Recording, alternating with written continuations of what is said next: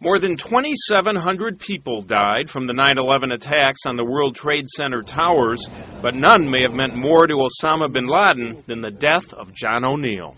How many people out there knew as much about bin Laden as John O'Neill?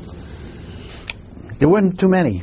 There was just a handful. O'Neill headed the FBI's anti-terrorism office in New York City leading up to 9/11. He had spent years investigating bin Laden and then stepped down just days before the attacks. His new job? Head of security for the World Trade Center. That's where he was on September 11th. He actually got out of the building because he made some phone calls outside of the building, and he said, "I'm out of the building." And then they regrouped a number of officials that from the World Trade Center, from the New York Police Department, regrouped and went back in the building to really get people out and to keep everything moving. And they had sort of a semi-command post set up. And that's when the building went down. Bob Walsh worked with O'Neill in the 1990s. O'Neill had risen from a tour guide at FBI headquarters in Washington to the supervisor of white-collar cases here in Chicago. O'Neill's cases included Congressman Dan Rostenkowski, the silver shovel probe of city council aldermen. He even helped on the Palatine Brown's chicken murders. Former Chicago chief of detectives, Ed Wadnicki. He was never overbearing. He would ask you what you got going, and we worked well together. He was just a down-to-earth man, very sincere, very intelligent. Bob Walsh recalls that when he needed more resources for his organized crime cases, he and O'Neill would go head-to-head in their meetings. But O'Neill was quick to smooth things over later.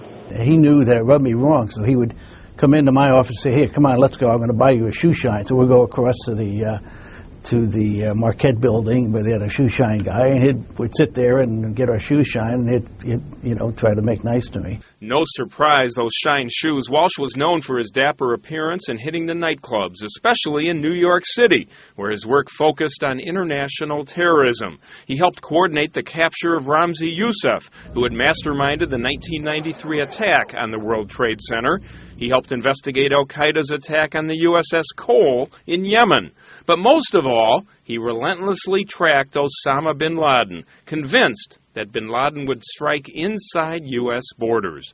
Others in the FBI were not as alarmed. I know the labor of love with him was the terrorism.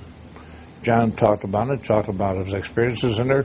What had always amazed me was some of the resistance that he had received with some of his own peers, I hate to say it, in regards to what he was doing. And thus, the irony of John O'Neill's death at the hands of the mastermind behind 9/11. The coincidence there is just unbelievable. You couldn't write about it. I mean, that's, from the guy that identified Osama bin Laden as the villain that he was, and then the fact that Osama bin Laden was able to kill him, it's